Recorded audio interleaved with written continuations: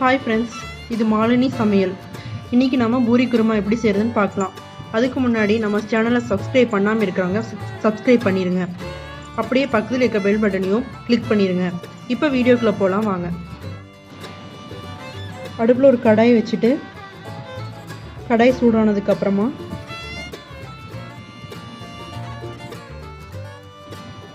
கொஞ்சமாக எண்ணெய்,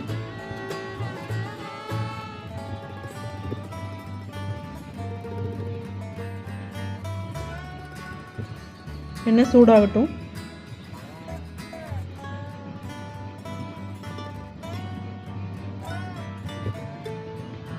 கொஞ்சமாக கடுகு நல்லா வெடிக்கட்டும்.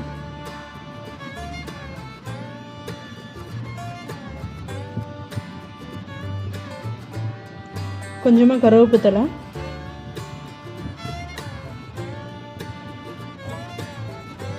இப்போ ஒரு பெரிய வெங்காயம் நீல வாக்கில் வெட்டி வச்சுருக்கேன், அதையும் இது கூட சேர்த்துக்கலாம். நல்லா வதக்கி விட்டுக்கலாம். நல்லா வெங்காயம் வதக்கட்டும். இப்போ 2 காஞ்ச மிளகாய், அதையும் இது கூட சேர்த்துக்கலாம்.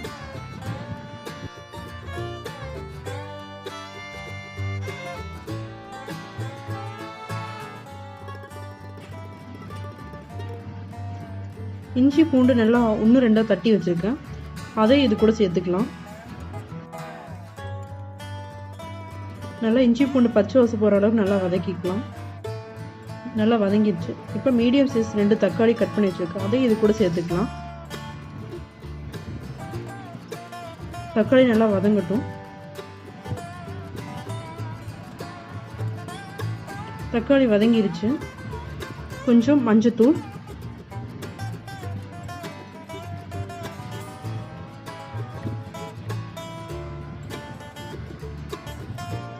வீட்டு மிளகாத்தூள் 1.5 ஸ்பூன் வீட்டு மிளகாத்தூள் சேர்த்துருக்கேன். இப்போ நல்லா வதங்கிருச்சு.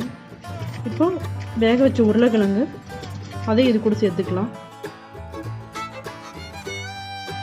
உருளைக்கிழங்கு நல்லா இந்த மாதிரி நல்லா பொடிச்சு விடணும். நான் உருளைக்கிழங்கு வேக வைக்கும் போதே கொஞ்சமாக உப்பு சேர்த்து வேக வச்சுருக்கேன். இந்த மாதிரி எல்லாத்தையும் பொடிச்சு விட்டு இந்த மாதிரி மிக்ஸ் பண்ணி விட்டுறலாம்.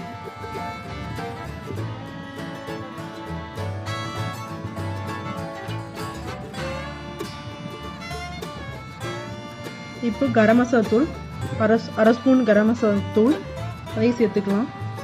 நல்லா வதக்கி விட்டுட்டு இந்த டம்ளரில் 1 டம்ளர் நான் தண்ணி சேர்த்துருக்கேன். இப்போ இதையும் நல்லா மிக்ஸ் பண்ணி விட்டுருலாம்.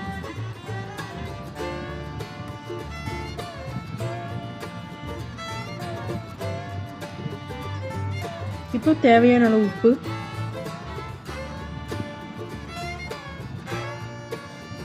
இப்போ நல்லா மிக்ஸ் பண்ணி விட்டுறலாம். இன்னும் கூட கொஞ்சம் தண்ணி சேர்க்கறனா சேர்த்துக்கலாம். இப்போ மூடி வச்சு ஒரு 2 நிமிஷம் கழித்து ஓப்பன் பண்ணி பார்க்கலாம். இப்போ ஓப்பன் பண்ணி பார்க்கலாம். நான் வந்து எக்ஸ்ட்ரா தண்ணி சேர்த்துருக்கேன். நீங்கள் சேர்க்கறனா சேர்க்கலாம், இல்லாட்டி பரவாயில்ல. இது நல்லா கொதிக்குது.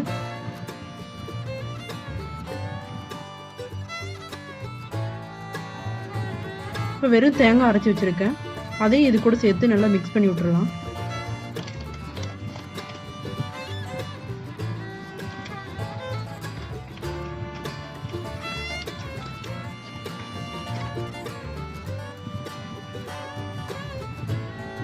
நல்லா மிக்ஸ் பண்ணி விட்டாச்சு.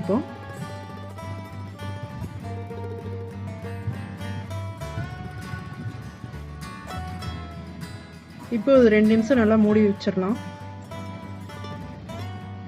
இப்போ 2 நிமிஷம் ஆச்சு, ஓப்பன் பண்ணி பார்க்கலாம். இப்போ நல்லா கொதிக்குது, நல்லா கமகமன்னு இருக்குது, மனமே நல்லா இருக்குது.